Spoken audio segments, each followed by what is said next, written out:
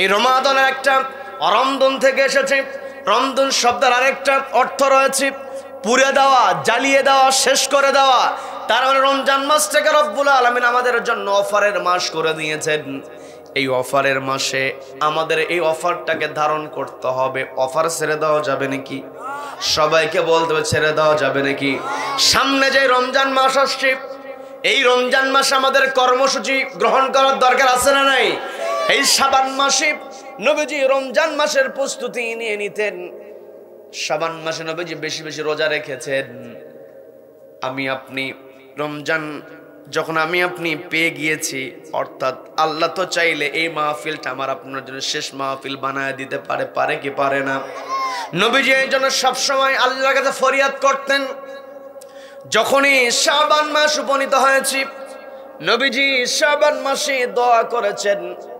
শাবান মাসে দোয়া করেছেন, আল্লাহর কাছে ফরিয়াদ করে বলেছেন, আল্লাহ রমজান পর্যন্ত বাগলাগনা রমাদান, রমজান পর্যন্ত পৌঁছিয়ে দিন। আমরা আল্লাহর কাছে দোয়া করি, আল্লাহ রমজানে আপনি আমাদেরকে সুস্থতা দান করেন, আমিন। রমজান মাসে আমি আপনি উপনীত হওয়ার সঙ্গে সঙ্গে সবার আগে আমার আপনার একটা টার্গেট থাকতে হবে। রমজান মাসে ক্ষমা করে দেন কে? সবাইকে বলতে ক্ষমা করে দেন কে?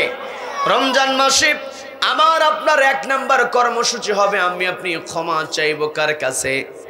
সবাইকে বলতে হবে ক্ষমা চাইবো কার কাছে? ক্ষমা চাইলে আল্লাহ খুশি হয়ে যান, বলেন না সুবহানাল্লাহ। কোন বান্দা ভুল করে ফেলেছে, বান্দা ভুল করবে, বান্দা ভুল করে আল্লাহর কাছে ক্ষমা চাইবে, আল্লাহ খুশি হয়ে যায়, বলেন না সুবহানাল্লাহ, বলেন সুবহানাল্লাহ।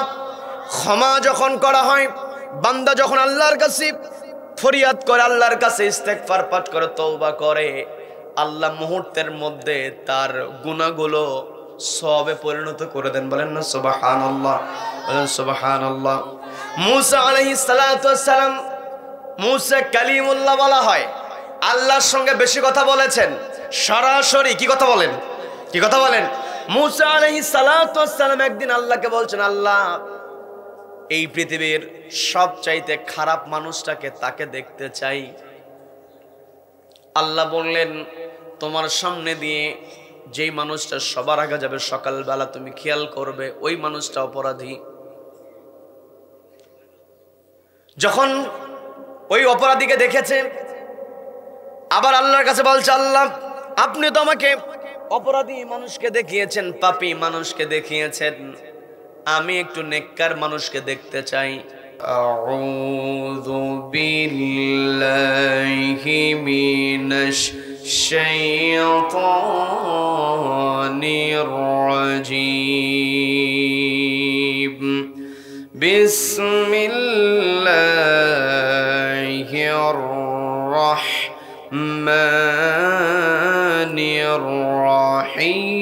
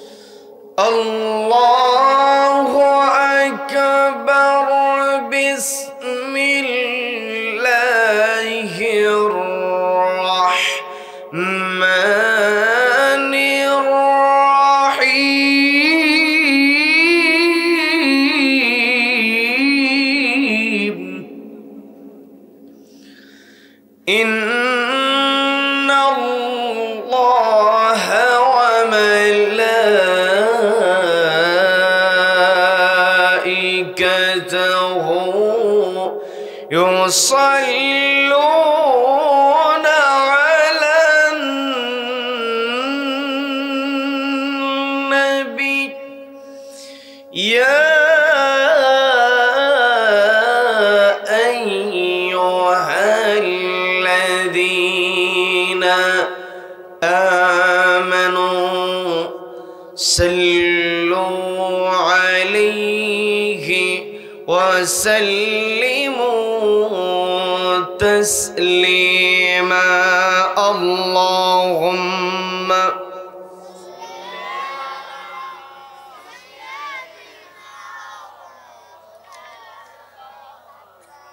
وعلى آله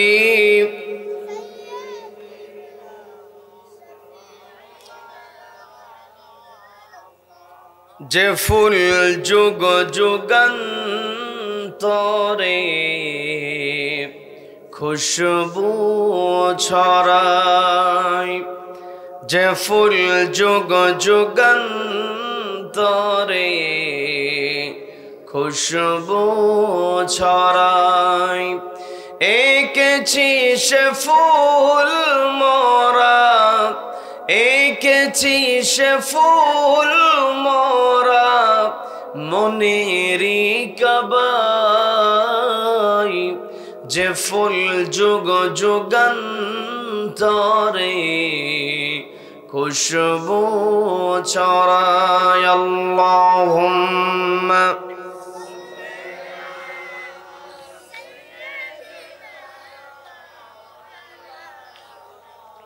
وعلى آله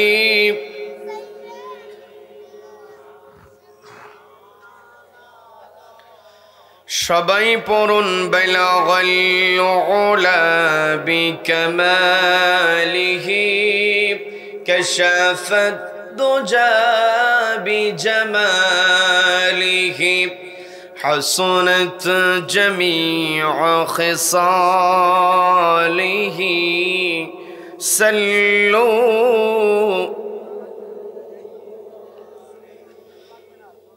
বাংলাদেশের অন্যতম প্রসিদ্ধ জেলা ঝিনাইদহ জেলার কালীগঞ্জ উপজেলার মনোহরপুর ইসলামিয়া এতিমখানা ও হাফিজিয়া মাদ্রাসার উদ্যোগে মনোহরপুর গ্রামবাসীর আয়োজনে ২৭তম বার্ষিকী তাফসীরুল কোরআন মাহফিলের আজকের এই রহমতপূর্ণ বরকতপূর্ণ দ্বীনি মজলিসের সম্মানিত সুযোগ্য অনারেবল প্রেসিডেন্ট সভাপতিত্ব করছেন অত্র শিক্ষা প্রতিষ্ঠানের সম্মানিত সুযোগ্য সভাপতি বিশিষ্ট ইসলাম দরদি ব্যক্তিত্ব জনাব মোহাম্মদ জসিম উদ্দিন আশরাফ সাহেব। আমার পূর্বে কথা বলেছেন উদীয়মান তরুণ আলোচক বিশিষ্ট ইসলামী চিন্তাবিদ আলেম দ্বীন হযরত মাওলানা ইখলাসুর রহমান সাহেব। কথা বলেছেন আলেম দ্বীন হযরত মাওলানা মাহবুবুর রহমান সাহেব। মাহফিল পরিচালনায় রয়েছেন আমার অত্যন্ত কাছের ভালোবাসার হাফেজ মাওলানা মুহাম্মদ মারুফ বিল্লাহ সাহেব। উপস্থিত রয়েছেন আরিস্তা প্রিন্টার্স এর সম্মানিত প্রোপাইটার জনাব মোহাম্মদ রেন্টু মিয়া সাহেব সহ উপস্থিত রয়েছেন অত্র এলাকার গণ্যমান্য ব্যক্তিবর্গ। বিশেষ করে আমার সামনে বসে আছেন অত্র এলাকার পার্শ্ববর্তী এলাকা হতে আগত কোরআন প্রেমিক নবী প্রেমিক তাওহীদ জনতা। পর্দার অন্তরাল থেকে শুনছেন আমার অত্যন্ত শ্রদ্ধেয় মা এবং বোনেরা। আলোচনার সূচনায় আমি আপনাদেরকে অভিনন্দন জানাচ্ছি, মোবারকবাদ জ্ঞাপন করছি। রব্বুল আলামিনের শেখানো ভাষায় বলছি আসসালামু আলাইকুম ওয়া রাহমাতুল্লাহি ওয়া বারাকাতুহু। সম্মানিত দ্বীনি ভাইয়েরা, আলোচনায় প্রবেশের পূর্বে আমি জানতে চাচ্ছি আপনারা সকলে কেমন আছেন? রব্বুল আলামিন আমাকেও ভালো রেখেছেন, বলি আলহামদুলিল্লাহ। এই যে আমরা ভালো আছি, আমাদেরকে ভালো রেখেছেন কে? আমাদেরকে ভালো রাখার একমাত্র কেবলমাত্র রাজত্ব কর্তৃত্ব কার হাতে? যে রব্বুল আলামিন আমাদেরকে ভালো রেখে সুস্থ রেখে সারাদিনের হাজারো কর্মব্যস্ততার পর ক্লান্ত শরীর নিজের সময়টাতে ঘরে ফেরার কথা, ঠিক সেই সময়টাতে ঘরের আকর্ষণকে প্রত্যাখ্যান করে কোরআনের আকর্ষণে যে মহান মনিব আমাদেরকে কোরআনের ময়দানে আসার বসার এবং কোরআনুল কারীম থেকে কিছু কথা বলা এবং শোনার মতো তৌফিক দান করলেন, সেই মহান মনিবের দরবারে শুকরিয়া আদায় করে আমরা সকলে একযোগে বলে উঠছি আলহামদুলিল্লাহ। আবারও বলছি আলহামদুলিল্লাহ। আল্লাহু আকবার। লা ইলাহা ইল্লাল্লাহু আল্লাহু আকবার ওয়ালিল্লাহিল হামদ ওয়ালিল্লাহিল হামদ। আমরা কৃতজ্ঞতা আদায় করলাম কার? জীবনের প্রত্যেকটা ক্ষেত্রে একজনের প্রশংসা হবে, তিনি কে? আমাকে আপনাকে সৃষ্টি করেছেন কে? Allah is the creator of all creations. যত সৃষ্টি আছে সব সৃষ্টি আল্লাহ করেছেন। কাজেই এই পৃথিবীতে যদি প্রশংসা করতে হয়, প্রশংসা কেবল আল্লাহর হবে। আল্লাহ ব্যতীত অন্য কেউ প্রশংসিত হতে পারে। None can be praised, only Allah will be praised. সবাই চিৎকার দিয়ে বলেন আল্লাহু আকবার, আল্লাহু আকবার। এই যে আমরা আল্লাহর বরত্বের ঘোষণা দিলাম, আল্লাহর নাম উচ্চারণ করলাম। আল্লাহর নাম উচ্চারণ করলে মুমিনের ঈমানটা চাঙ্গা হয়ে যায়। কি কথা বলেন? আমরা যখন তাকবীর দিয়ে দেই, লিল্লাহি তাকবীর আল্লাহু আকবার যখন বলা হয়, শরীরের মধ্যে একটা জোশ চলে আসে। কি কথা বলেন? কি কথা বলেন? মুমিন বান্দার সামনে যখন আল্লাহর নাম উচ্চারিত হয়, আল্লাহ সুন্দর করে বলছেন ইন্নামাল মুমিনুনা আল্লাযীনা ইযা যুকিরাল্লাহু وجلت قلوبهم وإذا تليت عليهم آياته زادتهم إيمانا وعلى ربهم يتوكلون।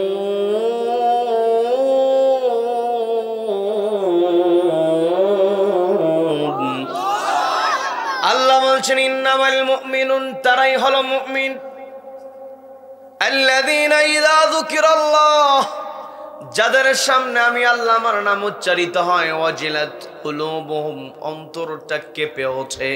কার ভয়? সবাইকে বলতে হবে কার ভয়? আমার আপনার অন্তরে একমাত্র ভয় থাকবে আল্লাহর।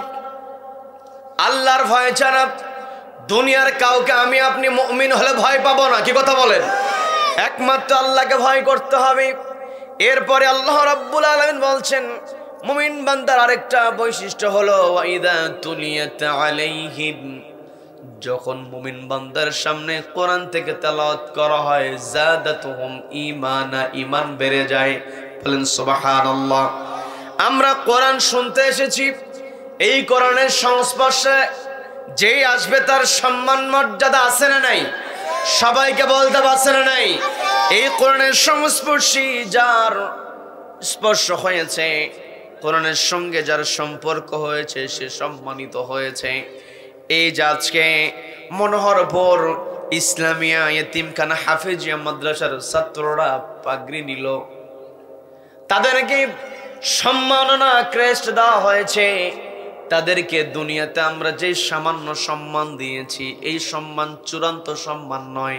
কি কথা বলেন? চূড়ান্ত সম্মান একজন দেবেন, তিনি কে? সবাইকে বলতে হবে তিনি কে। শুধু আপনাদেরকে বোঝানোর জন্য বলছি, কয়েকদিন পরে আমাদের সামনে একটি মাস আসবে, একেবারেই একটি মাসের কাছাকাছি আমি আপনি চলে এসেছি, যেই মাসে কোরআন অবতীর্ণ হয়েছে। সবাইকে বলতে হবে সেই মাসের নামটা কি? সবাই বলেন মাসের নামটা কি?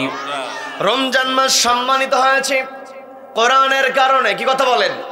আবার রমজান মাসের মধ্যে একটি রাত আছে, যেই রাতে গোটা কোরআন অবতীর্ণ হয়েছে, রাতের স্পর্শ হয়েছে, রাতের সম্পর্ক হয়েছে কোরআনের সঙ্গে। রাতটাকে আল্লাহ, একটা রাতকে হাজার মাসের চেয়ে উত্তম বানায় দিয়েছেন, বলেন না সুবহানাল্লাহ। শুধু তাই নয়, এই কোরআন আমি আপনি অনেক সময় মুড়িয়ে রাখি কম দামি কাপড়ে। কি কথা বলেন? কাপড়ের টুকরা দিয়ে আমি আপনি যে গিলাফটা বানিয়ে নেই, ওই গিলাফ যদি মাটিতে পড়ে থাকে, আমি আপনি দুনিয়ার সমস্ত কাজ ফেলে দিয়ে ওই গিলাফটাকে মাটি থেকে উঠিয়ে চুমু খাই। কি কথা বলেন? এই যে সম্মান কাপড়ের টুকরা, কাপড়ের সামান্য টুকরো হতে পারে, কিন্তু কোরআনের সংস্পর্শে আসার কারণে ওই টুকরোটাকে মর্যাদাবান বানিয়ে দিয়েছেন কে? সবাইকে বলতে মর্যাদাবান বানিয়ে দিয়েছেন কে? এই যে আমাদের মাঝে ছোট্ট একটা হাফেজ কোরআন, নাম তার রাহাত, চেহারাও যেমন সুন্দর, তেলাওয়াতটাও সুন্দর। আল্লাহ রাহাত সহ সকল হাফেজদেরকে কবুল করুন, বলেন আমিন। ছোট্ট ছেলে, অনেকেই সম্মানিত করেছে, উপহার দিয়েছে। কি কথা বলেন? বয়স কিন্তু কম। এই রাহাত হাফেজে কোরআন হয়েছে। রাহাতকে দিয়ে আমি বোঝানোর চেষ্টা করছি, সেটা হলো তার বয়স সর্বোচ্চ হলে 12 বছর 13 বছর, তার বেশি হবে না। কিন্তু এই এলাকার মুরব্বী যারা আছে, বয়স হয়ে গেছে 60 বছর 70 বছর, ওই রাহাতকে দেখার পর আলাদা একটা সম্মান আছে না নাই? বয়স কিন্তু কম, নাতির বয়স, তারপরও কোরআনটাকে মুখস্থ করার কারণে, জেহেনে ধারণ করার কারণে 8-10 বছরের বাচ্চার সম্মান বেড়ে যায়, মর্যাদা বেড়ে যায়। কাজেই এর দ্বারা বোঝা যায়, আমি আপনি যদি সম্মানিত হতে চাই, আল্লাহর কাছে মর্যাদা পেতে চাই, আমাকে আপনাকে সম্পর্ক রাখতে হবে একটি কিতাবের সঙ্গে। সবাইকে বলতে হবে কিতাবের নাম কি? এই কিতাব আল্লাহ আমাকে আপনাকে দিয়েছেন, এই কোরআন আমাকে আপনাকে তেলাওয়াত করতে হবে। কোরআনে আল্লাহ যা দিয়েছেন তা আমার আপনার ব্যক্তিগত জীবনে, পারিবারিক জীবনে, সামাজিক জীবনে, রাষ্ট্রীয় জীবনে, আন্তর্জাতিক অঙ্গনে প্রত্যেকটা জায়গায় কোরআনকে মানতে হবে। কোরআন শুধুমাত্র হাফিজিয়া মাদ্রাসায় মুখস্থ করা হবে, মসজিদে তেলাওয়াত করা হবে, খতম করা হবে। শুধুমাত্র তেলাওয়াত করার জন্য আল্লাহ কোরআনটা দেন নাই। এই কোরআনের মধ্যে আমার আপনার জীবনে যা যা দরকার সবকিছু ঢুকিয়ে দিয়েছেন কে? আল্লাহ বলছেন তিবিয়ানান লিকুল্লি শাই, বান্দার জন্য যা যা দরকার সবকিছু আমি কোরআনের মধ্যে দিয়েছি। এতে কোনো সন্দেহ আছে নাকি? এই যে আমি আপনি আজকে মাহফিলে এসেছি, ইমানদার বান্দার 2 নম্বর বৈশিষ্ট্য হলো, ইমানদার বান্দা মাহফিলে আসবে, কোরআন তেলাওয়াত শুনবে, কোরআনের তাফসীর শুনবে। কি কথা বলেন? যাদাতুহুম ঈমানা, ইমানদার বান্দার ঈমান যখন বেড়ে যাবে। 3 নম্বর বৈশিষ্ট্য হলো ইমানদার বান্দা ওয়া আলা রাব্বিহিম ইয়াতাওয়াক্কালুন, একমাত্র আল্লাহর উপর তাওয়াক্কুল করবে, আল্লাহর উপর ভরসা করবে। যে আল্লাহ আমাকে আপনাকে সৃষ্টি করেছেন, আমার পূর্বে হাফেজ কোরআন তেলাওয়াত করেছে, কাইফা তাকফুরুনা বিল্লাহি ওয়া কুনতুম আমওয়াতান, আমি আপনি কিভাবে আল্লাহকে অস্বীকার করব? আল্লাহর বিধানের বাইরে আমি আপনি কেমন করে যাব?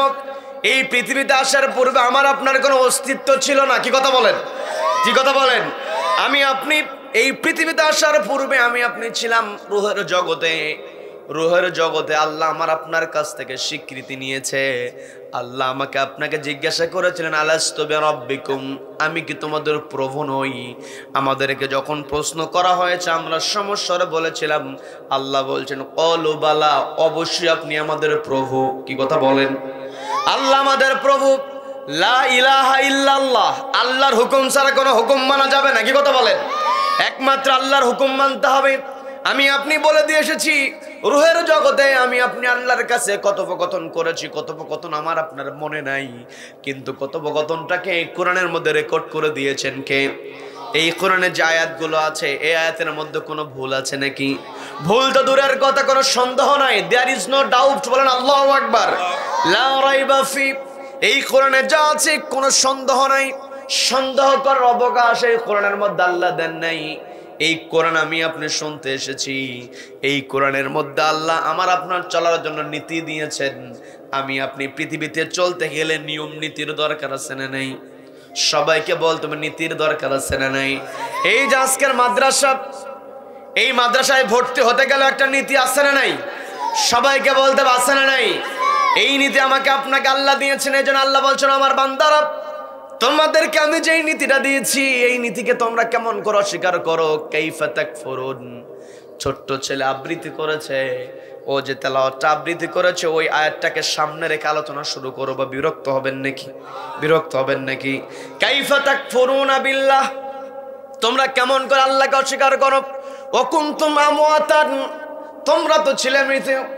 আমি আপনি ওই রূহের জগৎ থেকে যখন আল্লাহ আমাকে আমার আপনার কাছ থেকে ওয়াদা নিয়ে নিয়েছেন, আমার আপনার কাছ থেকে স্বীকৃতি নিয়েছেন, ওই রূহের জগৎ থেকে আল্লাহ চাইলে আমাকে আপনাকে সরাসরি পৃথিবীতে পাঠাতে পারতেন কি পারতেন না? আল্লাহ যা খুশি করতে পারেন। সকল ক্ষমতা সকল শক্তির উপর একজন সমাসীন, তিনি কে? আল্লাহু আলা কুল্লি শাইইন কাদির।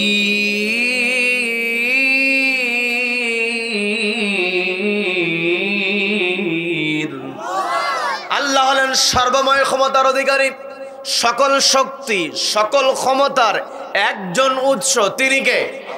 আল্লাহ ব্যতীত অন্য কাউকে শক্তির উৎস ক্ষমতার উৎস বলা যাবে নাকি? আল্লাহ ব্যতীত অন্য কাউকে যারা শক্তির উৎস বলবে, ক্ষমতার উৎস বলবে, যতই সে ইমানদার দাবি করুক না কেন, প্রকৃত ইমানদার সে হতে পারে নাই। কি কথা বলেন? আল্লাহ হলেন সকল ক্ষমতার উৎস। যত বড়ই চেয়ারে বসুক না কেন, আল্লাহ যদি চান চেয়ারে রাখবেন তবেই থাকতে পারবে। কি কথা বলেন? চতুর্পাশে নিজের পছন্দের লোক, প্রশাসনের প্রত্যেকটা জায়গায় নিজের পছন্দের লোক ছিল, তারপরও পালাতে বাধ্য হয়েছে। কি কথা বলেন? আমার কথাকে ভিন্ন দিকে নিয়ে যাবেন না। কাউকে খোঁচা দেওয়ার জন্য আমি কথা বলছি না, শুধু বোঝানোর জন্য বলছি। আমি আপনি মনে করেছিলাম যতদিন পর্যন্ত হায়াত আছে ততদিন চেয়ারে থাকবে, কারণ প্রত্যেকটা জায়গায় নিজের পছন্দের লোককে সেট করা ছিল। কাউকে প্রমোশন দিতে হলে 14 গোষ্ঠীর হিসাব নিত। কি কথা বলেন? আপনাদের এলাকার যে সাবেক এমপি ছিল, গোটা দুনিয়াতে সে পরিচিত ছিল। কি কথা বলেন? কি কথা বলেন? অস্তিত্ব নাই, ক্ষমতা কিন্তু তার ছিল, আজকে পর্যন্ত তার অস্তিত্ব খুঁজে পাওয়া যাচ্ছে না। এই জন্য আমাকে আপনাকে বিষয়টা বোঝার চেষ্টা করতে হবে। সকল ক্ষমতা আল্লাহর হাতে। আল্লাহ যেভাবে চলতে বলেছেন সেইভাবে চলতে হবে। চলার জন্য নীতি দিয়েছেন একটি কিতাব। কিতাবের নাম কি? সবাইকে বলতে হবে কিতাবের নাম কি? এই কিতাবকে সামনে রেখে আমি আপনি চলব, আমি আপনি মর্যাদাবান হব। আমি শুরুতেই বলেছিলাম, ইমানদার বান্দা একমাত্র আল্লাহকে ভয় করে। এই পৃথিবীতে যে যত বড়ই চেয়ারের মালিক হোক না কেন, যার যত বড়ই টাকা থাকুক না কেন, পৃথিবীর সর্বোচ্চ ধনাঢ্য ব্যক্তি হতে পারে, সবচাইতে সুন্দর হতে পারে, পৃথিবীর সবচাইতে মেধাবী হতে পারে, কিন্তু মেধা, সুন্দর, টাকা পয়সা, প্রভাব প্রতিপত্তি, এগুলোর মূল্য আল্লাহর কাছে নাই। কি কথা বলেন? কি কথা বলেন? আল্লাহ বলছেন, ইন্না আকরামাকুম ইনদাল্লাহি আতকাকুম ইন্নাল্লাহা আলিমুন খাবীর।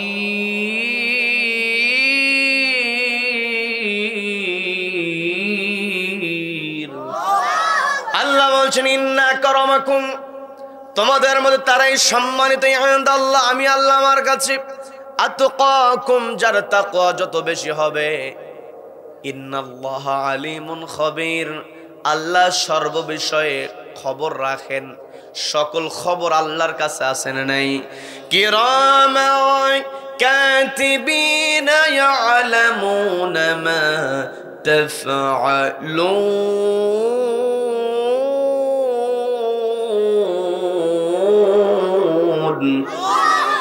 ফেরেশতারা সবকিছু লিপিবদ্ধ করছে, কোথায় আমি কি করছি, আপনি কোথায় কি করছেন, সবকিছু রেকর্ড করা হচ্ছে। ইন্নাল্লাহা আলিমুম বিযাতিস সুদূর, আমার আপনার অন্তরে যা আছে সবকিছু আল্লাহ জানেন। কি কথা বলেন? এখন আমি আপনি আল্লাহর কাছে মর্যাদাবান হতে পারবো। আল্লাহ স্পষ্ট করে দিয়েছেন, আতকাকুম, তোমাদের মধ্যে তাকওয়া যার যত বেশি হবে। সামনে আমাদের যে মাসটা আসছে সে মাসের নাম হচ্ছে রমজান মাস। কি কথা বলেন? এই রমাদানের একটা রমদন থেকে এসেছে। রমদন শব্দের আরেকটা অর্থ রয়েছে পুড়ে দেওয়া, জ্বালিয়ে দেওয়া, শেষ করে দেওয়া। তার মানে রমজান মাসটাকে রব্বুল আলামিন আমাদের জন্য অফারের মাস করে দিয়েছেন। এই অফারের মাসে আমাদের এই অফারটাকে ধারণ করতে হবে। অফার ছেড়ে দেওয়া যাবে নাকি?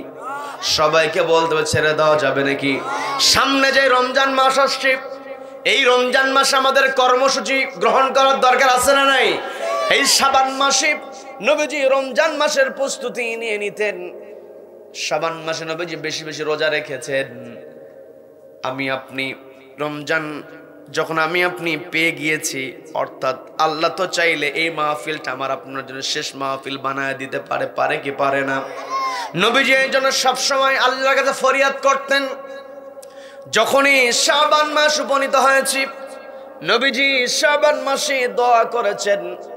শাবান মাসে দোয়া করেছেন, আল্লাহর কাছে ফরিয়াদ করে বলেছেন, আল্লাহ রমজান পর্যন্ত বাগলাগনা রমাদান, রমজান পর্যন্ত পৌঁছিয়ে দিন। আমরা আল্লাহর কাছে দোয়া করি, আল্লাহ রমজানে আপনি আমাদেরকে সুস্থতা দান করেন, আমিন। রমজান মাসে আমি আপনি উপনীত হওয়ার সঙ্গে সঙ্গে সবার আগে আমার আপনার একটা টার্গেট থাকতে হবে। রমজান মাসে ক্ষমা করে দেন কে? সবাইকে বলতে ক্ষমা করে দেন কে? রমজান মাসে আমার আপনার 1 নাম্বার কর্মসূচি হবে আমি আপনি ক্ষমা চাইবো কার কাছে? সবাইকে বলতে হবে ক্ষমা চাইবো কার কাছে? ক্ষমা চাইলে আল্লাহ খুশি হয়ে যান, বলেন না সুবহানাল্লাহ। কোন বান্দা ভুল করে ফেলেছে, বান্দা ভুল করবে, বান্দা ভুল করে আল্লাহর কাছে ক্ষমা চাইবে, আল্লাহ খুশি হয়ে যায়, বলেন না সুবহানাল্লাহ, বলেন সুবহানাল্লাহ। ক্ষমা যখন করা হয়, বান্দা যখন আল্লাহর কাছে ফরিয়াদ করে, আল্লাহর কাছে ইস্তেগফার পাঠ করে, তওবা করে, আল্লাহ মুহূর্তের মধ্যে তার গুনাহগুলো সওয়াবে পরিণত করে দেন, বলেন না সুবহানাল্লাহ, বলেন সুবহানাল্লাহ। মুসা আলাইহিস সালাতু ওয়াস সালাম, মুসা কালিমুল্লাহ বলা হয়, আল্লাহর সঙ্গে বেশি কথা বলেছেন, সরাসরি কি কথা বলেন, কি কথা বলেন? মুসা আলাইহিস সালাতু ওয়াস সালাম একদিন আল্লাহকে বলছেন, আল্লাহ এই পৃথিবীর সবচাইতে খারাপ মানুষটাকে, তাকে দেখতে চাই। আল্লাহ বললেন, তোমার সামনে দিয়ে যেই মানুষটা সবার আগে যাবে সকালবেলা, তুমি খেয়াল করবে ওই মানুষটা অপরাধী। যখন ওই অপরাধীকে দেখেছে, আবার আল্লাহর কাছে বলছে, আল্লাহ আপনি তো আমাকে অপরাধী মানুষকে দেখিয়েছেন, পাপী মানুষকে দেখিয়েছেন, আমি একটু নেককার মানুষকে দেখতে চাই। আল্লাহর সঙ্গে সরাসরি কথা, বিরক্ত হচ্ছেন নাকি? আল্লাহ বললেন, সন্ধ্যার সময় সূর্য ডোবার সঙ্গে সঙ্গে তুমি যাকে দেখবে সেই সবচাইতে খারাপ ব্যক্তি। খেয়াল করে দেখেন, এই ঘটনা আপনাদের জানা আছে, কিন্তু ঘটনা থেকে একটা শিক্ষা নেওয়া দরকার। কি কথা বলেন, কি কথা বলেন? যখন সূর্য ডুবে গিয়েছে, সকালে যেই ব্যক্তিকে দেখেছিলেন গুনাহগার হিসাবে, সূর্য ডোবার সঙ্গে সঙ্গে তাকে দেখে ফেলেছেন সে নেককার। আল্লাহকে বলছেন, আল্লাহ আপনি সকালবেলাকে দেখিয়ে দিলেন সে হচ্ছে গুনাহগার, সন্ধ্যাবেলা আপনি বলছেন সবচাইতে নেককার। সে যদি মাফ চায়, ক্ষমা না হয় করে দেওয়া হলো, কিন্তু একদিনের মধ্যে সকাল থেকে সন্ধ্যার মধ্যে সব তো এত উপার্জনের কথা নয়, একদিনে তো এত বেশি আমল করা যায় না। কি কথা বলেন, কি কথা বলেন? যখন আল্লাহ পরিচয় করিয়ে দিলেন, দেখিয়ে দিলেন এই লোকটাই নেককার, মুসা আলাইহিস সালাতু ওয়াস সালাম বলেন, আল্লাহ সকালবেলা যাকে দেখলাম গুনাহগার, সে নাকি এখন দেখি নেককারের কারণটা কি? আল্লাহ বলছেন, ওই ব্যক্তি তার সন্তানের সঙ্গে গিয়েছিল জঙ্গলে। জঙ্গলে যাওয়ার পরে ওই সন্তান পিতাকে জিজ্ঞাসা করেছে, আল্লাহ সন্তান তার পিতাকে জিজ্ঞাসা করেছে, এই জঙ্গলের চাইতে বড় কি আছে? ওই ব্যক্তি বলেছে, জঙ্গলের চাইতে বড় আছে পাহাড়। পাহাড় বড় বড় বড় পাহাড় দুনিয়াতে আছে না নাই? পাহাড়ে উঠতে উঠতে একেবারে অবস্থা শেষ, উঠতেই পারে না, শক্তি শেষ, আছে না নাই? প্রশ্ন করা হলো, বাবাকে সন্তান বলছে পাহাড়ের চেয়ে কি বড়? বলছে আকাশ বড়। কি বড়? সবাই বলেন কি বড়? আকাশ বড়। এরপর আবার জিজ্ঞাসা করা হয়েছে, আকাশের চেয়ে কি বড়? এই কথা বলার পরে ওই মানুষ জবাব দিয়েছে, আকাশের চাইতে বড় হলো আল্লাহর রহমত, আল্লাহর দয়া। বলেন না সুবহানাল্লাহ। চিন্তা করে দেখেন, যখন বলল আকাশের চাইতে আল্লাহর দয়া বড়, পাপের চাইতে পাপ যত করেছে বান্দা, রব্বুল আলামিন তার এই যে স্বীকারোক্তি সন্তানকে শিক্ষা দিয়ে দিল, আল্লাহর ক্ষমা বড়, আল্লাহর দয়া বড়। কারণ আল্লাহ যদি ক্ষমা না করতেন, আল্লাহ যদি দয়াশীল না হতেন, আমি আপনি পৃথিবীতে টিকে থাকতে পারতাম না। কথা বলেন ঠিক কিনা? কত মানুষ সরাসরি কোরআনের বিরুদ্ধে কথা বলে, আছে না নাই? রসুলের বিরুদ্ধে কথা বলে, আছে না নাই? রসুলের বিরুদ্ধে যারা কথা বলবে, এই বাংলার জমিনে তাদের ঠাঁই দেওয়া হবে নাকি? কথা বলেন।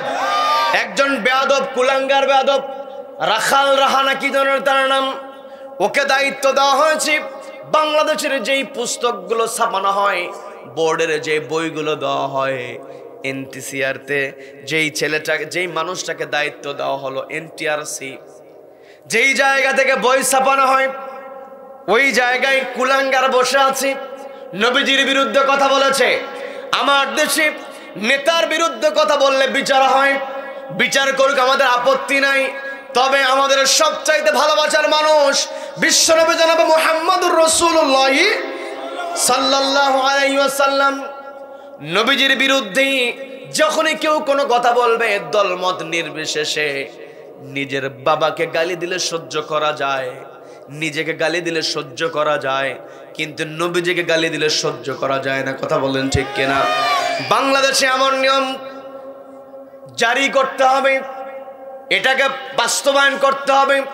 নবীজির বিরুদ্ধে যারাই কটূক্তি করবে, এদেরকে বাইতুল মুকাররমের সামনে অথবা সুপ্রিম কোর্টের সামনে ঝুলাইয়া দুনিয়া থেকে বিদায় করে দিতে হবে। কারা কারা এই মতের পক্ষে আছে, দুই হাত উঁচু করে দেখা।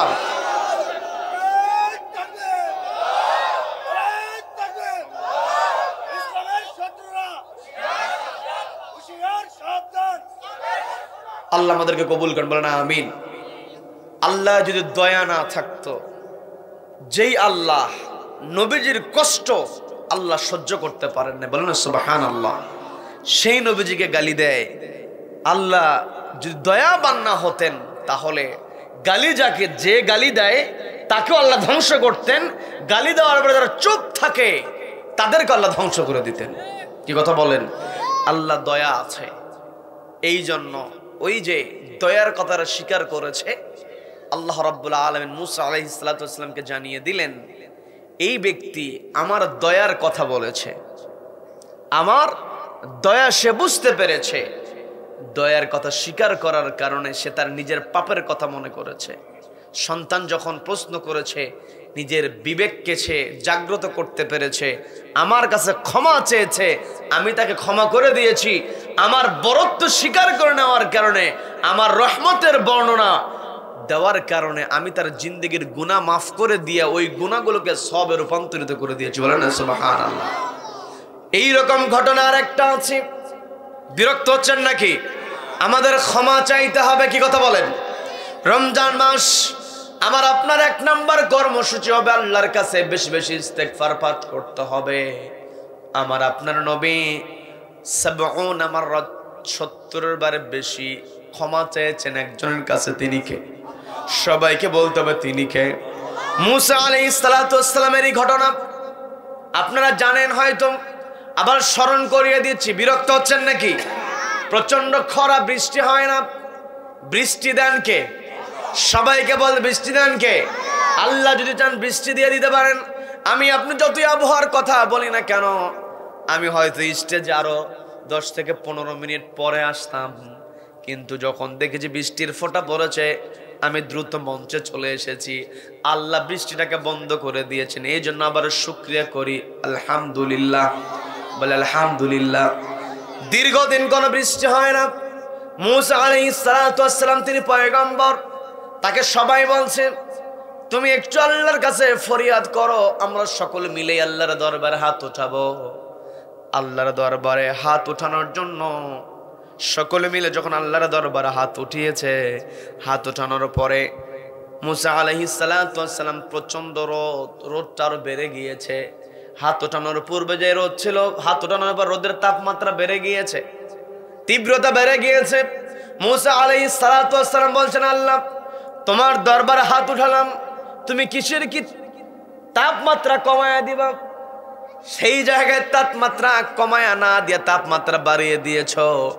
আমি নবী সবাইকে নিয়ে দোয়া করেছি, আমার তো একটা মূল্য আছে, আমার একটা দাম আছে, আমি তো তোমার নবী। আল্লাহ বলছেন তোমাদের দোয়া কবুল হবে না, কারণ তোমাদের মধ্যে একজন ব্যক্তি আছে 40 বছর ধরে নাফরমানি করে আসছে। ওই নাফরমান যতক্ষণ এই দোয়ার অনুষ্ঠানের মধ্যে থাকবে, তার মানে দোয়ার অনুষ্ঠান আছে না নাই? অনেকে আবার দোয়াকে মানতে চায় না, অনেক মাসালা দিয়ে দেয়। কি কথা বলেন? ভিন্ন প্রসঙ্গ, শুধু একটু বোঝানোর জন্য বলছি। হুট করে একজন একটা কথা বলল, মাথা ঘোরানো যাবে না। কি কথা বলেন? বুঝতে হবে, আমাকে আপনাকে উপলব্ধি করতে হবে। মুসা আলাইহিস সালাতু ওয়াস সালামকে আল্লাহ বলছেন, এই মজলিসের মধ্যে পাপিষ্ঠ ব্যক্তি যদি বের না হয়, আমি বৃষ্টি দেব না। মুসা আলাইহিস সালাতু ওয়াস সালাম সবাইকে লক্ষ্য করে বললেন, কে আছো পাপী 40 বছর ধরে আল্লাহকে সিজদা দাও না, পাপ করেছো, বরং আল্লাহর বিরুদ্ধে চ্যালেঞ্জ নিয়েছো। ইবাদত তো করেই না, আবার আল্লাহর বিরুদ্ধে চ্যালেঞ্জ করে, এমন লোক আজও দুনিয়াতে আছে। কি কথা বলেন? আছে না নাই? আল্লাহর বিধানের বিরুদ্ধে কথা বলাই হচ্ছে আল্লাহর বিরুদ্ধে চ্যালেঞ্জ করা। কি কথা বলেন? আল্লাহর বিধানের বিরুদ্ধে যারা কথা বলবে, ইতিহাসের আস্থা করে এরা নিক্ষিপ্ত হবে। কি কথা বলেন? যারা এই কোরআনের পক্ষে থাকবে তারাই মর্যাদাবান হবে। আমি যে কথা বলতে নিয়েছিলাম, মুসা আলাইহিস সালাতু ওয়াস সালাম বলছেন, কে আছো বের হয়ে যাও, তোমার জন্য দোয়া কবুল হয় না। ওই ব্যক্তি তো সে বুঝতে পেরেছে আমাকে বের হতে বলা হচ্ছে, আমি বের না হলে বৃষ্টি হবে না। ওই সময় ওই মুহূর্তে আল্লাহকে ডাক দিয়ে বলছে, আল্লাহ তোমার দয়া অনেক, তুমি তো দয়াবান। 40টা বছর আমি তোমার নাফরমানি করেছি, তোমার বিরুদ্ধে কথা বলেছি, তুমি কখন আমার উপর রাগান্বিত হও নাই? বলেন না সুবহানাল্লাহ। আজকে এতগুলো মানুষের সামনে আমি যদি বের হয়ে যাই, আমি পাপী হিসেবে সবাই আমাকে দেখে ফেলবে, আমি লজ্জিত হয়ে যাব। তোমার কাছে আমি দিল থেকে তওবা করছি, আমাকে তুমি ক্ষমা করে দাও। ক্ষমা চাইতে দেরি, বৃষ্টি নামতে দেরি নাই। বলেন না সুবহানাল্লাহ। যখন বৃষ্টি নেমে গিয়েছে, মুসা আলাইহিস সালাতু ওয়াস সালাম তো আল্লাহর সঙ্গে সরাসরি কথা বলেন। মুসা আলাইহিস সালাতু ওয়াস সালাম বলছেন, আল্লাহ আপনি বললেন গুনাহগার বের না হলে আপনি বৃষ্টি দিবেন না, অথচ কেউ তো গুনাহের কথা স্বীকার করে নাই, কেউ তো বের হয় নাই, অথচ আপনি বৃষ্টি দিয়ে দিলেন। এখন আমার উম্মতদের মধ্যে কেউ যদি আমাকে বলে, তুমি তো বলেছিল গুনাহগার বের হলে বৃষ্টি হবে, কেউ তো বের হলো না, আমি কি জবাব দেব? কথা আছে না নাই? আছে না নাই? মুসা আলাইহিস সালাতু ওয়াস সালাম যখন আল্লাহকে এই কথা বললেন, বলার পরে আল্লাহ বলছেন, ও আমার মুসা, তুমি পয়গম্বর, তোমাকে আমি যেই কথা বলি বৃষ্টি আমি দিয়েছি, আমার বান্দা পাপ করেছে, যখন তুমি বের হয়ে যেতে বলেছ, ও দিল থেকে আমার কাছে তওবা করেছে, আমার কাছে ক্ষমা চেয়েছে, আমি রব ক্ষমা করে দিয়েছি, নিষ্পাপ হয়েছে, বৃষ্টি দিয়েছি। বলেন না সুবহানাল্লাহ। যে আল্লাহ ক্ষমা করে, সেই আল্লাহর কাছে তওবা করার দরকার আছে না নাই? রমজান মাস আমার আপনার টার্গেট, এই রমজান মাসটাকে গুনাহ মাফের মাস বানাতে হবে। কি কথা বলেন? আল্লাহ আমাদেরকে কবুল করেন, বলেন আমিন। আর একটা তওবার কথা বলি, বিরক্ত হচ্ছেন নাকি? হযরত ওমর রাদিয়াল্লাহু তাআলা আনহুর সময় ন্যায় বিচারে ছিল কি ছিল না? সবাইকে বলতে হবে ছিল কি ছিল না? ওমর রাদিয়াল্লাহু তাআলা ন্যায়পরায়ণ শাসক ছিলেন, তার মনের মধ্যেও দয়া ছিল, দিলটা নরম ছিল। আমরা তো অনেক সময় ওমর রাদিয়াল্লাহু তাআলা কড়া কড়া কথা শুনি, যার কারণে বুঝি লোকটা মনে হয় শুধু কড়াই ছিল, কিন্তু তিনি কড়া ছিলেন না, দিলটা তার নরম ছিল। ঈদের দিন পর্যন্ত মাঠে তিনি যান নাই, ঘরের মধ্যে তিনি কি করছেন? কান্না করছেন। বলেন না সুবহানাল্লাহ। দিলটা নরম না হলে চোখ দিয়ে পানি বের হয় না। কি কথা বলেন?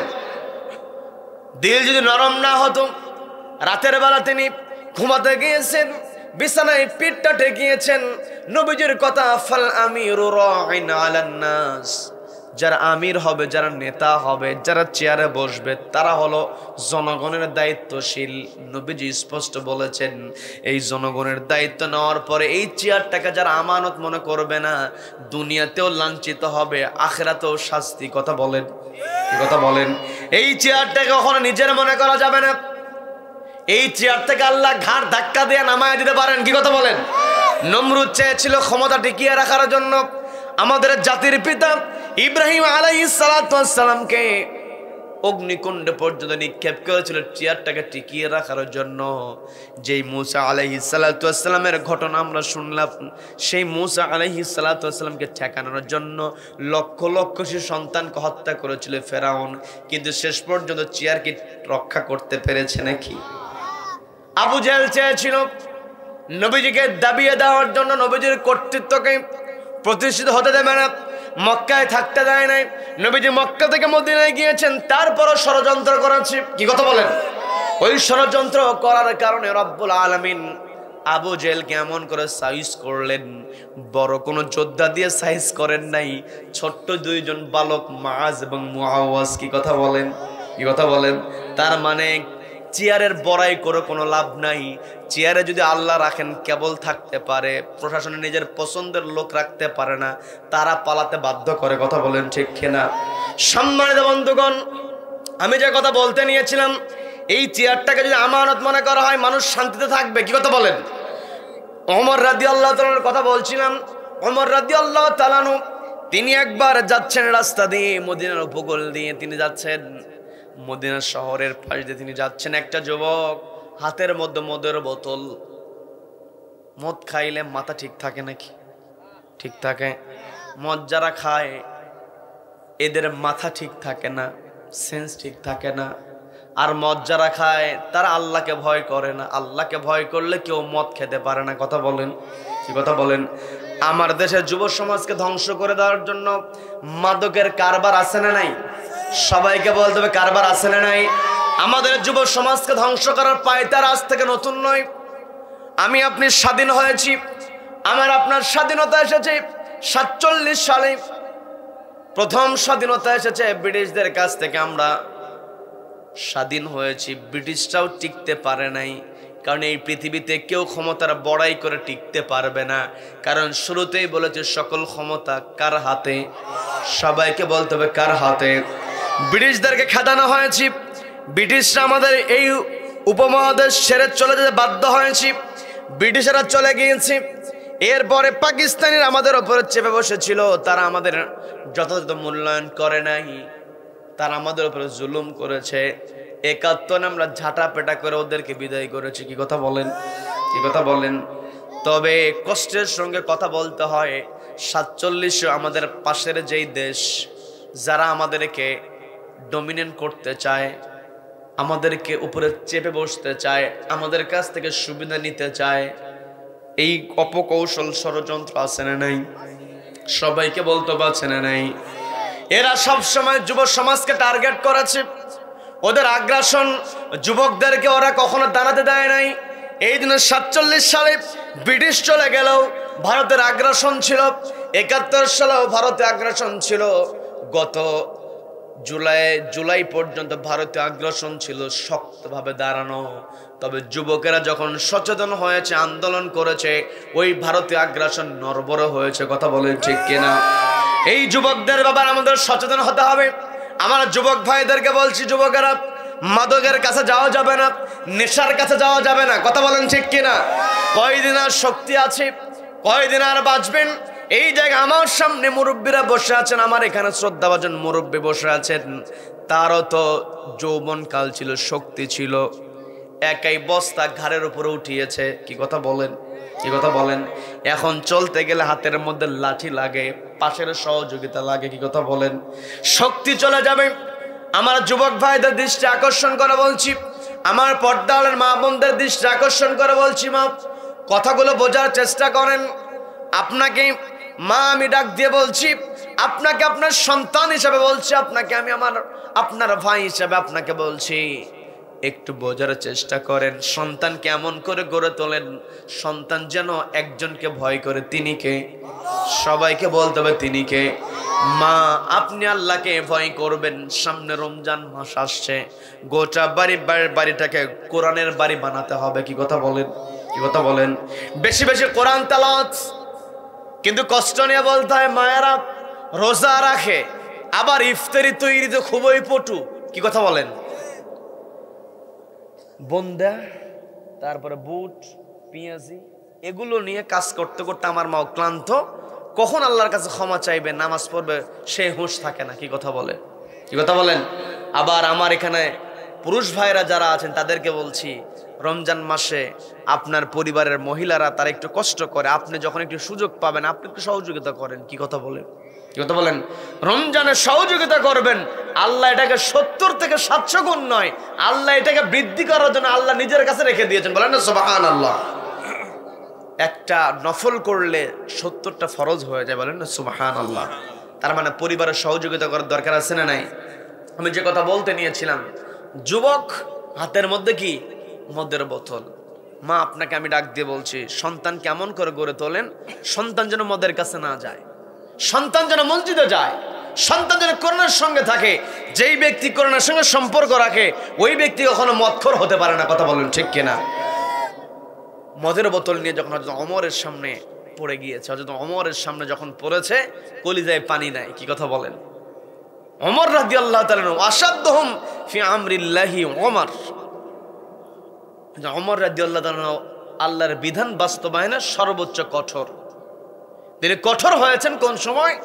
তিনি রহম দিল মানুষ ছিলেন। আমি যে কথা বলতে নিয়েছিলাম, তার দয়া ছিল, কিন্তু ওই দয়া কোন পর্যন্ত? যতক্ষণ পর্যন্ত আল্লাহ সন্তুষ্ট। আল্লাহর বিধানের বিপরীতে চলে গেছে তো ওর অবস্থা শেষ। কি কথা বলেন, কি কথা বলেন? সেই ওমরের সামনে যখন মদের বোতল নিয়ে পড়ে গিয়েছে, তখন যুবকের তো এক অবস্থা খারাপ। যুবক যখন ওমরকে দেখেছে, দেখার সঙ্গে সঙ্গে আল্লাহকে ডাকা শুরু করেছে। তখন ওমর ডাক দিয়ে বললেন, এদিকে আসো, তোমার হাতে কি? মনে মনে যুবক আল্লাহকে ডাক দিয়ে বলছে, আল্লাহ, ওমর যদি জানে আমার হাতে মদের বোতল, তাহলে আমার অবস্থা শেষ। তো আল্লাহ, তুমি আমাকে রক্ষা করো। আজকের দিন তুমি যদি আমাকে উদ্ধার করো, জীবনে আমি আর মদ পান করব না, আমি তোমার নাফরমানি আর করব না। কারণ আল্লাহু আকবার। মনে মনে তৌবা করা শেষ।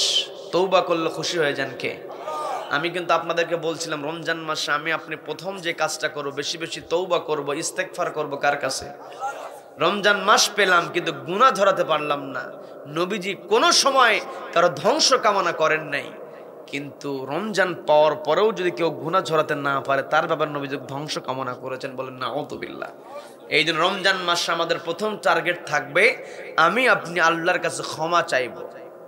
মনে মনে যখন আল্লাহর সঙ্গে তার একটা সন্ধি হয়ে গেল যে আল্লাহ, তুমি আজকে আমাকে কি করো? রক্ষা করো। আমি ওমরের হাত থেকে বাঁচতে চাই। ওমর রাদিয়াল্লাহু তাআলা এসে জিজ্ঞাসা করলেন, তোমার হাতে কি? ও বলে ফেলছে, সিরকার বোতল। কিসের বোতল? সিরকার বোতল। ওমরের বিশ্বাস হয় নাই। হযরত ওমর রাদিয়াল্লাহু তাআলা বললেন, দেখি বোতল বের করো। কলিজায় পানি নাই। কি কথা বলেন? যখনই মদের এই বোতলটা বের করেছি, রব্বুল আলামিন ওই যে মনে মনে আল্লাহর কাছে ক্ষমা চেয়েছে, আল্লাহ, তুমি যদি আমাকে আজকে উদ্ধার করে দাও ওমরের হাত থেকে, জীবনে আমি আর মদ পান করব না, বাকি জীবনটা আমি তোমার হুকুম অনুযায়ী চলবো। আল্লাহ খুশি হয়েছেন, তওবা কবুল করেছেন, মদটাকে আল্লাহ শিরকা বানায় দিয়েছেন। বলেন না সুবহানাল্লাহ। যুবক অবাক হয়েছে। ওই যুবক পরিবর্তন হয়ে গেল। তার মানে আমি আপনি আল্লাহর কাছে আমার আপনার কন্ডিশন থাকবে, আমার আপনার সম্পর্ক থাকবে আল্লাহর কাছে। আমি আপনি ক্ষমা চাইব। ক্ষমা চাইলে আল্লাহ খুশি হয়ে যান। আল্লাহ বলেছেন, আমার বান্দা ভুল করবে, আমার বান্দা ভুল করবে, তবে ভুল করার পরে বান্দা আমার কাছে ক্ষমা প্রার্থনা করবে। এখন আমি আপনি যখন আল্লাহর কাছে তওবা করব, তওবা করার পরে কি আমার আপনার পাপ করার আর কোনো সুযোগ আছে নাকি? তার মানে দ্বিতীয় নাম্বার, আমার আপনার যেই টার্গেট থাকবে, রমজান থেকে আমি আপনি শিক্ষা নেব, আমাকে আপনাকে পাপ বর্জন করতে হবে। এক নাম্বার, আমি আপনি আল্লাহর কাছে বিগত দিনের পাপের জন্য ক্ষমা চাইব। দ্বিতীয় নাম্বার, রমজান আমার আপনার দায়িত্ব হবে আমি আপনি পাপ বর্জনের চেষ্টা করব। এখন আমি আপনি যদি পাপ বর্জন করতে চাই, পাপ বর্জন আমার আপনার দ্বারা হয় না। এক নম্বরে আমার আপনার ভিতরে যেটা চলে আসে সেটা হলো আমি আপনি ছোট ছোট পাপটাকে তুচ্ছ মনে করি। কি কথা বলে? ছোট ছোট যেগুলো পাপ আছে, এর কি চলে মিথ্যা কথা বলে, কোশ্চনে বলতে, ইউনিভার্সিটিতে পড়ে বন্ধুকে ডাকতেছে অমুকের বাচ্চা বলে, কি আছে না, বন্ধু ডাকে, এর কি চায়ের স্টলে বসে আছে এক বন্ধু, বাহির থেকে যাচ্ছে, এমন নাখাস্তা ভাষায় ডাক দিচ্ছে বন্ধুকে। এই যে ছোট্ট গালি দিয়ে ডাকটা দিল, গুনাহ আছে না নাই? আছে না নাই? তার মানে ছোট্ট ছোট্ট যেই গুনাহ, এই গুনাহকে গুনাহ মনে করতে হবে। আলী রাদিয়াল্লাহু তাআলা আনহুর কথা আছে, সরাসরি আয়েশা রাদিয়াল্লাহু তাআলা আনহার কথা নবীজি নিজেই বললেন যে আয়েশা ছোট ছোট গুনাহকে ভয় করো। আলী রাদিয়াল্লাহু তাআলা তিনি নিজেও বলেছেন আমি ছোট গুনাহকে বড় গুনার চাইতে বেশি ভয় করি। কারণ বলে ছোট্ট গুনাহ আমি আপনি যদি ভয় না করি তাহলে ছোট্ট গুনাহ করতে করতে বড় গুনাহ করার সম্ভাবনা আছে। এই জন্য আলী রাদিয়াল্লাহু তাআলা বলতেন আমি ছোট গুনাহকে বেশি ভয় করি, কারণ ছোট গুনাহ বড় গুনাহ সংগঠনের জন্য দ্বারটা উন্মুক্ত করে দেয়। এই জন্য সচেতন হওয়ার দরকার আছে না নাই? রমজান মাসে আমার আপনার পাপ বর্জন করতে হবে। দ্বিতীয় নম্বরে আমি আপনি পাপ যদি বর্জন করতে চাই, প্রথম পাপটাকে ছোট্ট মনে করা যাবে না, তুচ্ছ মনে করা যাবে না। দ্বিতীয় নাম্বার হলো আমার আপনার সম্পর্ক গড়তে হবে ভালো মানুষের সঙ্গে। কি কথা বলেন? সঙ্গ দোষে লোহা ভাসে, কথা আছে না?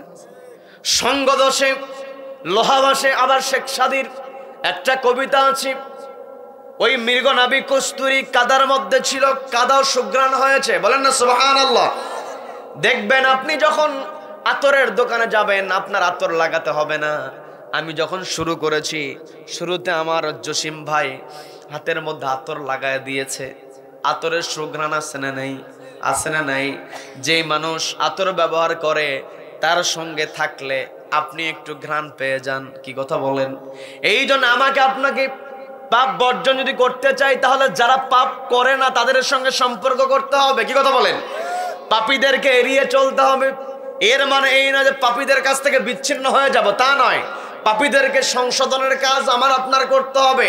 এই দায়িত্ব আমাকে আপনাকে কে দিয়েছেন? একাকে ইবাদত করার জন্য আমাকে আপনাকে পৃথিবীতে পাঠানো হয় নাই। আল্লাহ ফেরেশতাদেরকে ডাক দিয়ে বলছেন আমার ফেরেশতারা ইন্নী জাইলুন ফিল আরদি খলিফা, পৃথিবীতে আমি আমার প্রতিনিধি প্রেরণ করব। আমার আপনার পরিচয় তো আল্লাহ বলতে পারতেন আমি পৃথিবীতে মানুষ পাঠাবো, আল্লাহ বলতে পারতেন আমি পৃথিবীতে আদম সন্তান পাঠাবো। আমাদেরকে আদম সন্তান বলে মর্যাদা দিয়েছেন কে? আল্লাহ বলছেন ওয়ালাকাদ কাররামনা বনি আদম ওয়া হামালনাহুম ফিল বাররি ওয়াল বাহরি ওয়া রাযাকনাহুম মিনাত তাইয়্যিবাত।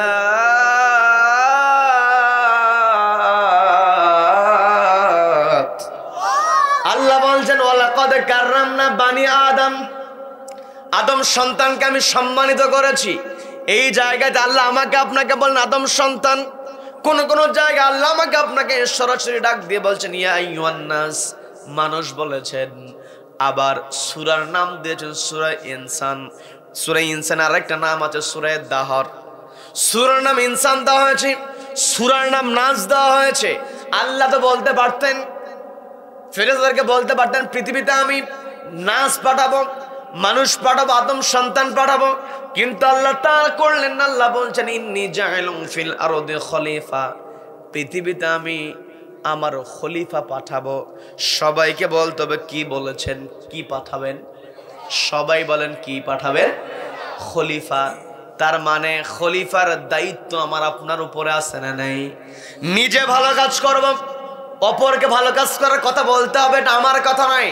পবিত্র কোরআনের 3 নম্বর সূরা সূরা ইমরানে আল্লাহ বলেন কুনতুম খায়রা উম্মাতিন উখরিজাত লিন-নাসি তা'মুরুন বিল মা'রুফি ওয়া তানহাউনা আনিল মুনকারি ওয়া তু'মিনুনা বিল্লাহ।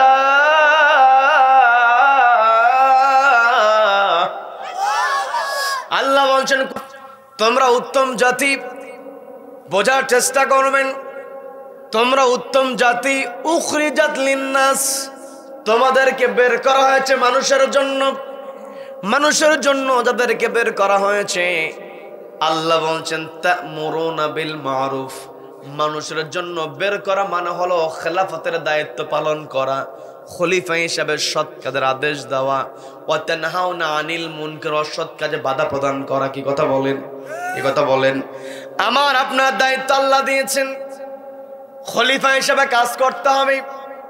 আমি আপনি রমজান মাসে যদি পাপ বর্জন করতে চাই, তাহলে আমার আপনার রমজান মাসে সঙ্গ এমন তৈরি করতে হবে, যারা ভালো মানুষ তাদের সঙ্গে সঙ্গ তৈরি করতে হবে। আর একটা হলো পাপ বর্জন করার আরেকটা বিষয় খেয়াল করতে হবে। পাপ করে, পাপ প্রকাশ করে, বড় বড় গল্প করে, এই কাজ করলাম, ওই কাজ করলাম, এমন কথা বলার লোক আছে না নাই? সবাইকে বলতে পারছে না নাই? যেই মানুষ পাপ প্রকাশ করে, পরবর্তী পাপ করতে ওর চিন্তা কম হয়ে যায়। কি কথা বলেন? এই জন্য আমার আপনার পাপ যদি হয়ে যায়, পাপ হয়ে গেছে, সবার আগে ক্ষমা চাইতে হবে কার কাছে? সবাইকে বলতে হবে কার কাছে ক্ষমা চাইতে হবে। এরপরে আমি আপনি যদি আমার আপনার পাপ যদি হয়ে যায়, সঙ্গে সঙ্গে একটা পাপ কাজ হয়ে গেছে, হয়তো কোনো অন্যায় আমি আপনি করে ফেলেছি, এই অন্যায় করার সঙ্গে সঙ্গে আমাকে নেকির কাজ করতে হবে। পাপ যেহেতু হয়েছে, আল্লাহর কাছে ক্ষমা চেয়েছি, ক্ষমা চাওয়ার পরে আমার আপনার টেকনিক থাকতে হবে। পাপ যদি অনাকাঙ্ক্ষিতভাবে হয়ে যায়, সঙ্গে সঙ্গে একটা নেকির কাজ করতে হবে। কি কথা বলেন? কি কথা বলেন? এরপরে বেশি বেশি যেই কথা আমি বলতে চেয়েছিলাম, পাপ যদি বর্জন করতে চাই, পাপ বর্জনের শর্ত হলো বেশি বেশি তওবা করা। বলেন আল্লাহু আকবার। তার মানে সবসময় আমার আপনার টার্গেট থাকবে, আমি আপনি ক্ষমা চাইবো কার কাছে? সবাইকে বলতে হবে কার কাছে? আল্লাহর কাছে ক্ষমা চাইতে হবে রমজান মাসে। দ্বিতীয় নম্বরে যে বৈশিষ্ট্য, সেটা হলো আমি আপনি পাপ বর্জন করব। তৃতীয় নাম্বার বৈশিষ্ট্য, বেশি বেশি কোরআন তেলাওয়াত করব। কোরআন তেলাওয়াত শেখার দরকার আছে না নাই? সবাইকে বলতে হবে শেখার দরকার আছে না নাই? তৃতীয় নাম্বার। চতুর্থ নাম্বার যেটা, সেটা আমার আপনার নফল নামাজ বেশি পড়তে হবে। কি কথা বলেন? রমজান মাসে নামাজ আছে, তারাবির নামাজ, নফল নামাজ। মান কামাল রমাদান, যেই ব্যক্তি রমজানে দাঁড়িয়ে যাবে, কিয়াম করবে, গফিরা লাহু মা তাকাদ্দামা মিন যামবি, অতীতের গুনাহ আল্লাহ তার ক্ষমা করে দেবেন। বলেন না সুবহানাল্লাহ। এই রমজান মাসে কে কয় রাকাত পড়বে, এটা নিয়ে মারামারি আছে না নাই? আছে না নাই? মারামারি করা যাবে? করা যাবে? করা যাবে না। বড় ফিতনা। সবাইকে অনুরোধ করব, যে যেমন আমল করতে চায় আমল করুক, কেউ কারো বিরোধিতা করিয়েন না। কি কথা বলেন? নফল নামাজ রমজান মাসে আমার আপনার বেশি পড়তে হবে। এই যে রমজান মাসে আমার আপনার সবচাইতে বড় গুণ যেটা অর্জন করতে হবে, সেটা হলো নবীজির আদর্শ ধারণ করার চেষ্টা করতে হবে। শুধু কোরআন তেলাওয়াত করলাম তা নয়, কোরআনে যা আল্লাহ বলেছেন সেটা মানতে হবে। আমি আপনি আল্লাহর সামনে দাঁড়াবো, মালিক ইয়াউমিদ্দিন নামাজের মধ্যে তেলাওয়াত আছে না নাই? সবাইকে বলতে পারছে না নাই? আমি আপনি যখন রুহের জগৎ থেকে মায়ের পেটে এসেছি, মায়ের পেট থেকে আমি আপনি দুনিয়াতে আসলাম, ওই যে মায়ের পেটের মধ্যে আমি আপনি যখন এসেছি 120 দিন পর্যন্ত আমার আপনার দেহের মধ্যে রূহ ছিল না। এই জন্য আল্লাহ বলছেন কুনতুম আমওয়াতান, তোমরা তো মৃত ছিলে, এরপরে আমি তোমাদেরকে জীবিত করেছি। এই যে আমি আপনি জীবিত অবস্থায় পৃথিবীতে আছি, আমাকে আপনাকে আবার মরতে হবে। কি কথা বলেন? মরবে না এই কথা কেউ বলতে পারবে নাকি? সবাইকে মরতে হবে। এই যে আমি আপনি আল্লাহর কাছে ওয়াদা দিয়ে এসেছি, আল্লাহকে বলেছে আল্লাহ আপনি আমাদের অবশ্যই প্রভু, সেই আল্লাহর ইবাদত করার দরকার আছে না নাই? আমরা কিন্তু ওয়াদা পালন করতে চাই না। আজকের সমাজের মধ্যে চলতে গেলে আমি আপনি কথার মূল্য আমি আপনি আজকে দিতে চাই না।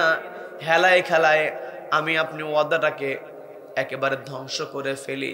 কারো কাছে বিশেষ করে ধার যখন দেওয়া হয়, অমুক দিন দেব, অমুক দিনে দিতে পারলো না, নিজে যে একটু বলবে ভাই আজকে তো আমার ওয়াদা দেওয়া ছিল দিতে পারি নাই, আগামী দিনে দিব, এই ওয়াদার কথাটাও বলতে চায় না, চেহারা লুকিয়ে রাখে, ওয়াদা খেলাফ করে লোক আছে না নাই? সবাইকে বলতে পারছে না নাই? শত্রুর কাছেও যদি ওয়াদা করা হয় সেই ওয়াদা রক্ষা করতে হবে। কি কথা বলেন? হযরত ওমর রাদিয়াল্লাহু তাআলা আনহু তিনি একবার ইরানের এক শাহজাদাকে গ্রেফতার করে ফেলেছেন। ইরানের শাহজাদাকে বন্দী করেছেন। ইরানের শাহজাদা বন্দী করা হয়েছে কারণ সে মুসলমানের উপরে ব্যাপক অত্যাচার করে, জুলুম করেছে, মুসলমানদেরকে হত্যা পর্যন্ত করেছে। এই কথা হযরত ওমরের সামনে উপস্থাপন করা হয়েছে। হযরত ওমর চূড়ান্ত সিদ্ধান্ত দিয়ে দিলেন, তোমার আর বেঁচে থাকার অধিকার নাই, তুই মানুষকে হত্যা করেছো, তোমার আর বেঁচে থাকার অধিকার নাই, তোমাকে হত্যা করা হবে, তোমার মৃত্যুদণ্ড ঘোষণা করে দেওয়া হলো। তবে তুমি মৃত্যুর পূর্বে তোমার কাছ থেকে জানতে চাই তোমার কোনো শেষ ইচ্ছা আছে নাকি? আসামির কাছে জিজ্ঞাসা করা হয়, এখনো জিজ্ঞাসা করা হয়, আছে না নাই? জিজ্ঞাসার সিস্টেম আছে না নাই? আমার কথা বিরক্ত হচ্ছেন? শেষ করে দেব? অনেকে চলে যাচ্ছে, শেষ করে দেই। হ্যাঁ চলবে? চলবে কতক্ষণ? সারা চলবে, সারা চলবে, চলবে। হুজুর মরবে। হ্যাঁ সারা রাত কোরআনের কথা শুধু সারা রাত চলবে না, কোরআনের কথা সারা রাত চলবে না। যতদিন পর্যন্ত পূর্ব দিগন্তে সূর্য উদিত হয়ে পশ্চিম আকাশে অস্ত যাবে ততদিন পর্যন্ত কোরআনের কথা হবে। কোন কোরআন বিদ্বেষী কোরআনকে থামাতে পারবে না। কারা কেরামতের পক্ষে আছেন দুই হাত উঁচু করে আল্লাহকে দেখা। নারে তাকবীর, নারে তাকবীর। আল কোরআনের আলো, আল কোরআনের আলো, ঘরে বাইরে জালো, ঘরে বাইরে জালো, সবখানে জালো, সব জায়গায় জালো। নারে তাকবীর। আল্লাহ আমাদেরকে কবুল করেন, বলেন আমিন, বলেন আমিন। শাহজাদাকে বলা হলো তোমার শেষ ইচ্ছা কি? শাহজাদা বলছে আমি একটু পানি পান করব। কি করবে? তো তাকে পানির পাত্র নিয়ে এসে দেওয়া হলো, হাতের মধ্যে পানি। তো বলা হলো নাও তোমাকে পানি পান করার সুযোগ দেওয়া হলো।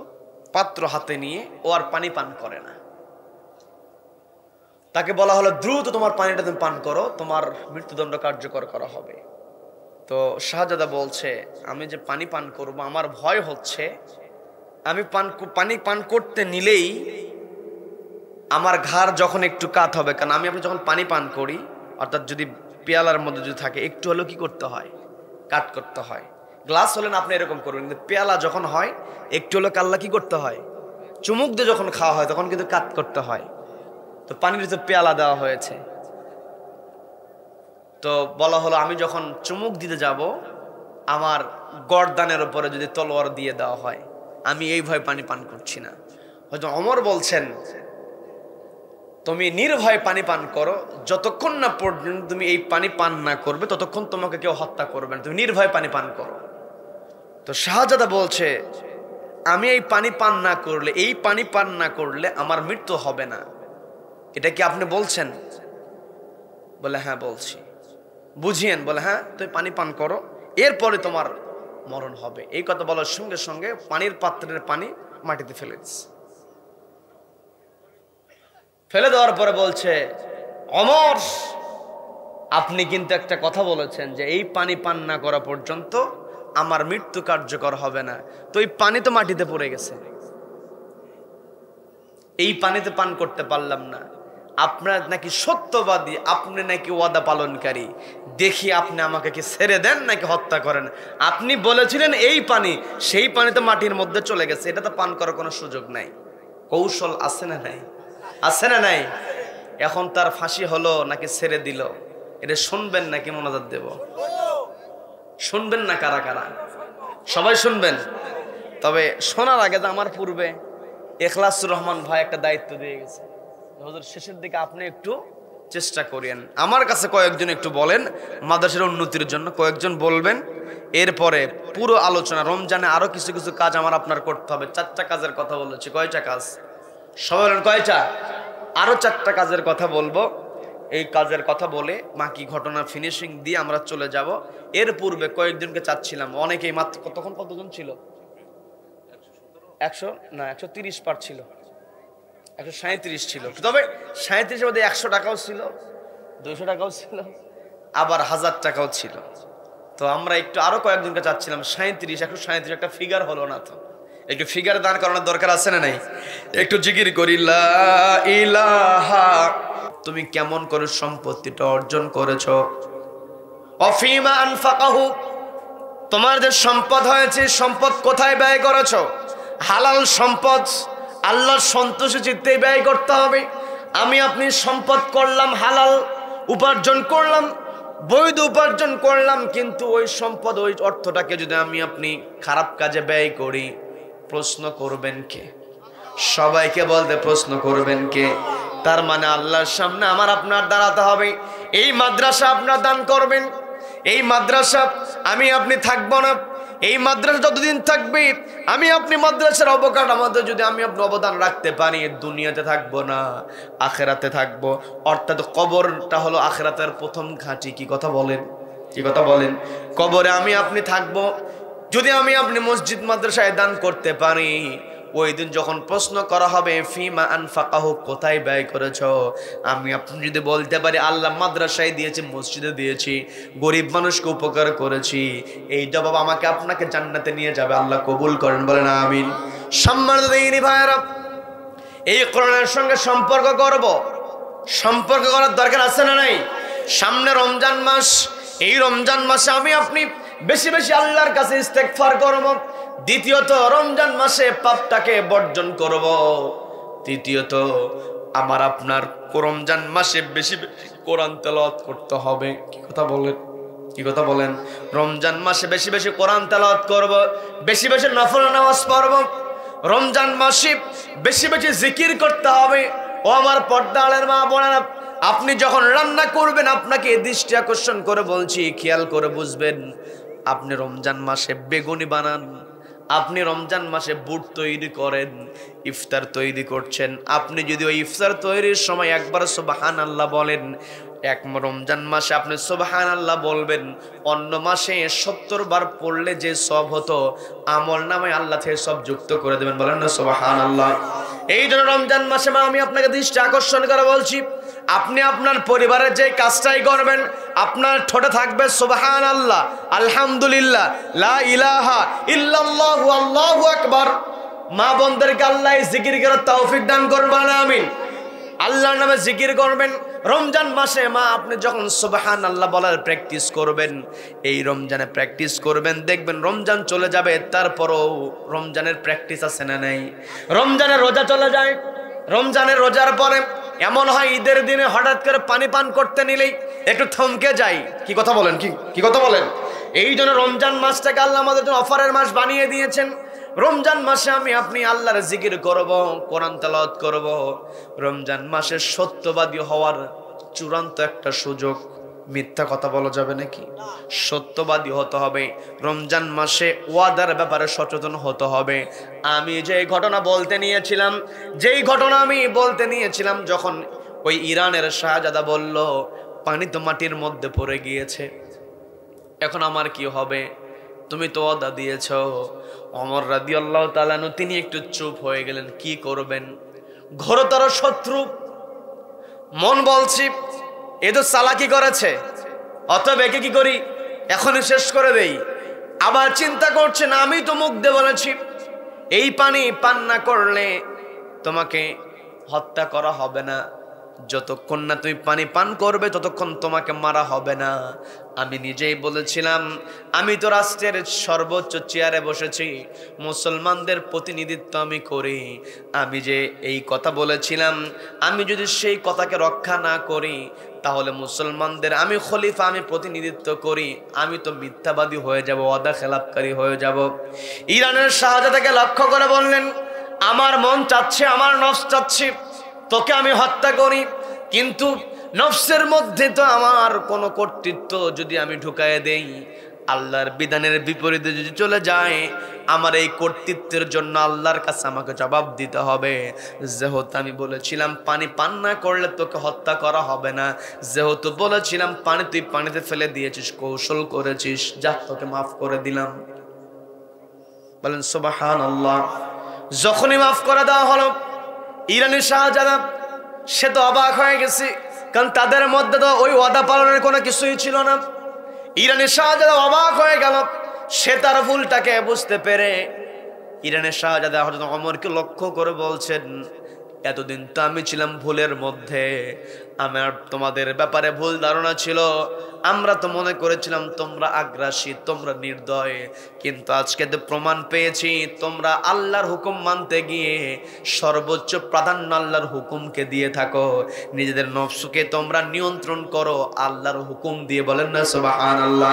কাজে আমি আমার ভুলটা বুঝতে পেরেছি, আমাকে পড়ায়া দাও সবাই লা ইলাহা ইল্লাল্লাহু মুহাম্মাদুর রাসূলুল্লাহ সাল্লাল্লাহু আলাইহি ওয়াসাল্লাম। তার মানে আমার আপনার রমজান মাসে আমি আপনি ওয়াদাকে পালনের জন্য সর্বোচ্চ আমাকে রেডি করতে হবে, সত্য বলার জন্য রেডি করতে হবে।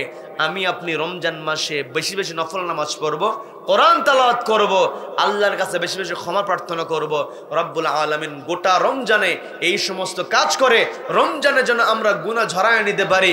রব্বুল আলামিন আমাদের সকলকে তৌফিক দান করুন। বলেন আমিন, বলেন আমিন।